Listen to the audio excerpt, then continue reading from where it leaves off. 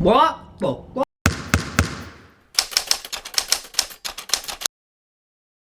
What's up, guys? My name is who cares what my name is? We have something to talk about. To recap of the trade, the Celtics traded away Isaiah Thomas, Jay Crowder, Ante Zizic, and a 2018 Brooklyn Nets pick to the Cavs in exchange for Kyrie Irving. Now, the first thing to do, or I guess the first thing what people like to do when we talk about a trade is who won the trade, right? That's what we all like to talk about. First of all, this trade caught me by surprise like it did most, but not because I've never thought about it. It does make a lot of sense, but because I didn't think the top two teams in a conference would make a star-for-star trade. I can't remember the last time the two best teams in the same conference made a blockbuster deal with each other. It's just, I can't remember the last time that happened. Now, an interesting debate that I've been seeing on social media is who's the better player right now, Isaiah Thomas or Kyrie Irving. So I did some digging. Isaiah Thomas ranks better than Kyrie Irving in almost every advanced metric: PR, true shooting percentage, offensive box plus minus, etc. All those stats are incomplete in judging a player, but combined, they do tell you something.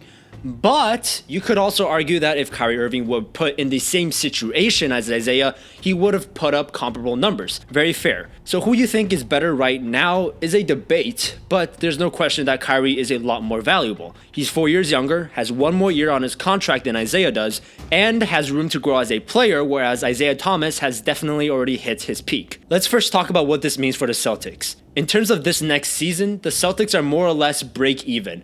Maybe a little worse if you consider that they lost Crowder as well, who's been an important rotation player for them. But this trade was obviously made with a bigger picture view as well. If you follow me on Twitter or Instagram, you know that I've been talking about the Celtics to look for trade packages that would send Isaiah away for months on months now. Not because he's overrated or anything like that, but because you were probably gonna lose him anyways. Isaiah has made it very clear through his own social media that he's looking to get paid next season. For a team like the Celtics with so many assets, there was no way that they were going to offer him more money than another team that's much more desperate for star power. Trading away Jay Crowder is a bit of a hit in terms of how competitive they can be this next upcoming year, but it does open up a lot of minutes for Jaylen Brown and Jason Tatum. Two young players with a lot of potential that really could use the reps. The Celtics' small forward problem wasn't as big of a deal that people made it out to be as well, since you could play 3 of those 4 small forwards they had simultaneously. But now it's a lot less of a problem with Crowder gone. So adding Kyrie Irving to the team is very interesting. Although this is one of the rare cases where I don't think the Celtics offense will need to drastically change in order to fit in Kyrie, because Kyrie and Isaiah do a good amount of similar things. The one thing I will point out is that Kyrie Irving last season isolated on 22.1% of his possessions, Isaiah was only 9.4%. And Brad Stevens' motion offense, which is much more free-flowing, Kyrie's gonna have to cut down on those isolation frequencies, and a good chunk of it will probably turn into pick-and-roll ball handling, especially since he no longer plays with one of the most high-frequency pick-and-roll players in LeBron James. Now, big picture, this trade could end up being a disaster for Boston if 3 things happen. 1, they don't make it to the finals either this year or the year after that. 2, if Kyrie Irving does not re-sign with them. And 3, if this Brooklyn Nets 2018 pick turns out to be a superstar. Speaking of the Nets pick, I get it. I kind of get why they did it. I really do. As sort of an outside observer who doesn't have any attachment to the Celtics, I was actually kind of on board with the Celtics looking to send away that 2018 Nets pick simply because they already have so much young talent on the roster. But I can't believe that they gave up this pick in the context of this trade unprotected. Unprotected. That's the key here. It's just too much. This is the Nets pick we're talking about here. This is very, very likely going to end up being a top 3, if not definitely top 5 or top 6 pick in the draft. In other words, there is a very, very good chance that this Nets pick will end up being either Michael Porter Jr., Marvin Bagley III, or that guy from Europe, Luka Doncic, I think that's his name. Potentially franchise-changing players. This brings me to what I think this trade means for Cleveland. The overarching statement is, I cannot believe how well this trade ended up for Cleveland. I'm explain. When it came out that the Suns were unwilling to trade Bledsoe and Josh Jackson for Kyrie, I was pretty concerned that the market had already dried up for Cleveland a bit, simply because Bledsoe and Jackson for Kyrie is a very reasonable trade proposal. So like we talked about, you can debate who's better right now, Isaiah or Kyrie, but what's undebatable is that Isaiah Thomas and Jay Crowder is more valuable right now than just Kyrie.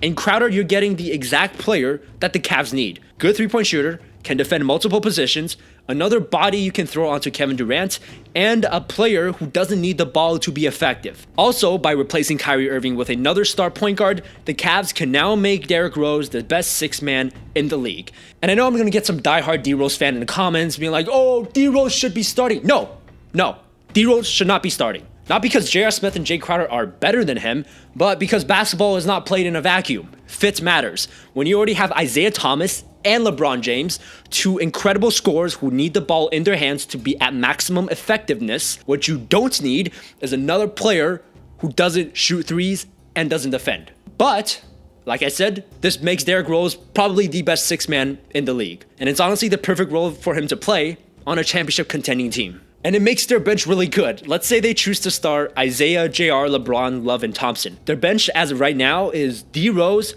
Jay Crowder, Richard Jefferson, Jeff Green, Channing Frye. That's not a bad bench at all. Definitely better than what they had last year with more wing players and wing defenders. They match up a lot better to Golden State. But forget all this. I still can't believe they got that Nets pick. All summer long, there have been rumors about LeBron leaving, and everyone in Cleveland was terrified because they realized that the team had no centerpiece to build around. That's why a lot of people were pushing for the Kyrie Wiggins trade to happen, because they were kind of preparing for LeBron to leave. But not only does Cleveland get immediately better this upcoming season, they now actually have a piece and asset to build around if LeBron leaves. And let's talk about LeBron leaving for a second. No one at this point can deny that it's definitely a possibility. But I will say this. Back in 2014, when LeBron returned to Cleveland, he said in an interview later that he would have stayed if the Heat won the 2014 championship. If the Cavs managed to win the title in 2018, this season, it would be a lot harder for LeBron to leave. Anything short of that, however, will give him a lot to think about. But that's exactly why I say this trade could not have gone any better for Cleveland. They get immediately better this next year, which is their number one priority, since keeping LeBron should be their number one priority, and they have a backup plan if he decides to leave. There's no question in my mind that the Cavs won this trade. If this were, let's say, Boston's own first round pick and maybe another second round, I would call it even. But when you give the Cavs exactly what they want and need to become better and more, that's tough. And looking down the road, Boston might regret having to face LeBron for the next 5 years and then either Bagley or Michael Porter for the next 10 years after that. But to be fair to the other side, getting Kyrie is good. And they made the right decision by freeing up room for Jaylen Brown and Tatum, who could both be all-star or superstar caliber players. So taking into context of the type of young talent and the type of assets the Celtics already have, this trade will probably end up as being a win for Boston. Just the thing is, this trade will very likely end up being an even bigger win for Cleveland. And if you're the Celtics, you're still trying to make the finals, I'm not sure buffing up Cleveland is the exact way to go. Anyways, that's all I got for you guys today. Thank you so much for watching. Make sure to like the video. Comment your thoughts down below in the comment section. Very curious to what you have to say about the trade. Subscribe to the channel if you're new here. Follow me on Twitter to stay up to date with my instant reactions to these crazy NBA trades. Hopefully we'll see more of this in the next upcoming season. But anyways, thank you for watching. I'm MJ. See you next time.